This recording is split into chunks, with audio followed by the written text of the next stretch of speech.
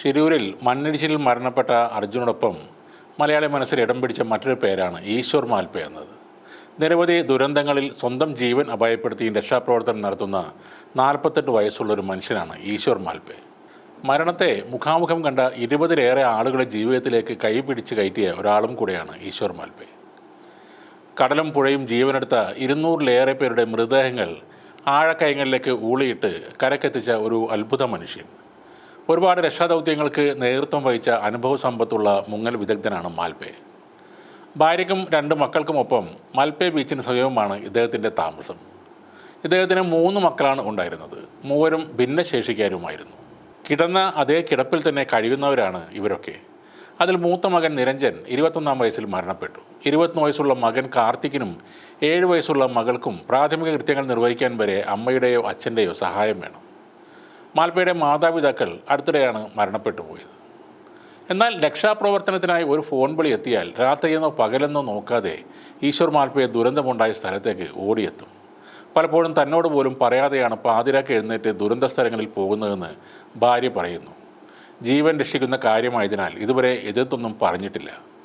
ഒരു വിഭാഗം ആളുകളും ഓഫീസർമാരും ഈശ്വരനെക്കുറിച്ച് എന്ത് അപവാദം പറഞ്ഞാലും എല്ലാം മുകളിലുള്ള ദൈവം കാണുമെന്ന വിശ്വാസം ഉണ്ടെന്നാണ് ഭാര്യ പറയുന്നത്. ചെറുപ്പത്തിലെ സൈന്യത്തിൽ ചേരണമെന്നായിരുന്നു മാൽപ്പയുടെ ആഗ്രഹം. എന്നാൽ പല കാരണങ്ങൾ കൊണ്ടും അത് സംഭവിച്ചില്ല. പിന്നീട് ജനസേവനത്തിൽ ശ്രദ്ധ തിരിച്ചു.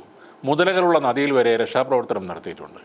രക്ഷാദൗത്യത്തിനിടെ താൻ മരിച്ചാൽ ആരും സങ്കടപ്പെടരുതെന്നും കരയരുതെന്നും അദ്ദേഹം എപ്പോഴും പറയാറുമുണ്ട്. ഭിന്നശേഷിക്കാരായ മക്കളുടെ ചികിത്സയ്ക്ക് സാമ്പത്തിക ബുദ്ധിമുട്ടുകൾ ഏറെയുണ്ട്. എന്നാൽ പണം ഒരിക്കലും തന്നെ സ്വാധീനിച്ചിട്ടില്ലെന്ന് അദ്ദേഹം പറയുന്നു. സാമ്പത്തികമായി താനൊന്നും ആഗ്രഹിക്കുന്നില്ല. തൻ്റെ കിടപ്പിലായ മകൻ്റെ കണ്ണിൽ വീടിൻ്റെ മേൽക്കൂരയിൽ നിന്ന് ഓട് പൊടി വീഴുന്നത് വലിയ ബുദ്ധിമുട്ടായിരുന്നു. അത് ശ്രദ്ധയിൽപ്പെട്ട ഒരു അഭ്യുദയകാംക്ഷിയാണ് ആ വീടിന് അലൂമിനിയം ഷീറ്റ് വിരിച്ചു തന്നത്. പേര് ആരോടും പറയരുതെന്ന് അദ്ദേഹം ആവശ്യപ്പെട്ടതായി മാൽപ്പെ പറഞ്ഞു. മരിച്ച മകൻ്റെ പേരിൽ ഒരു ആംബുലൻസ് തുടങ്ങണമെന്നതാണ് ഇദ്ദേഹത്തിൻ്റെ ഇപ്പോഴുള്ള ആഗ്രഹം. മത്സ്യബന്ധന ബോട്ടുകൾക്ക് കുടിവെള്ളം എത്തിക്കലാണ് ഈശ്വർ മാൽപ്പയുടെ പ്രധാന ജോലി. 3 മിനിറ്റ് വരെ വെള്ളത്തിനടിയിൽ ശ്വാസം പിടിച്ച് നിൽക്കാൻ മാൽപ്പയ്ക്ക് സാധിക്കും. അടുത്ത കാലം വരെ ഓക്സിജൻ കിറ്റൊന്നും ഇല്ലാതെയായിരുന്നു രക്ഷാപ്രവർത്തനം ഇദ്ദേഹം നടത്തിയിരുന്നത്. ഉടുപ്പിയിൽ ഒരാളെ വെള്ളത്തിൽ വീണ് കാണാതായാൽ പോലീസ് ആദ്യം വിളിക്കുന്നത് ഇദ്ദേഹത്തെയാണ്. മാൽപ്പയുടെ നേതൃത്വത്തിലുള്ള 8-അംഗ മത്സ്യത്തൊഴിലാളി സംഘമാണ് അർജുന് വേണ്ടിയുള്ള തെരച്ചിലിൽ പങ്കാളിയായത്. ഗംഗാവാലിയിലെ ശക്തമായ ഒഴുക്കും പ്രതികൂല കാലാവസ്ഥയും വകവെക്കാതെയായിരുന്നു ഇവരുടെ രക്ഷാപ്രവർത്തനങ്ങൾ. ആദ്യഘട്ട തെരച്ചിലിൽ കയർ പൊട്ടി ഈശ്വർ മാൽപ്പെ 150 മീറ്ററിലേറെ ഒഴുകിപ്പോയിരുന്നു. തുടർന്ന് ഒപ്പമുണ്ടായിരുന്നവരാണ് ഈശ്വറിനെ തിരികെ കയറ്റിയത്. ദേഹത്ത് വടം കെട്ടിയിട്ടാണ് ഈ സംഘം പുഴയിലേക്ക് ഇറങ്ങുന്നത്. കയ്യിൽ ഒരു ഇരുമ്പ് ദണ്ടുമുണ്ടാകും. നദിയുടെ അടിയിലേക്ക് കാഴ്ച പരിമിതിയുള്ളതിനാൽ ഈ ഇരുമ്പ് ദണ്ട് ഏതിലെങ്കിലും തട്ടുന്നുണ്ടോ എന്ന് നോക്കിയാണ് ഇവർ തെരച്ചിൽ നടത്തുന്നത്. ഈ സാധുവായ മനുഷ്യനെ വരെ ഇപ്പോൾ കുറ്റക്കാരനാക്കി ചിത്രീകരിച്ചിരിക്കുകയാണ്.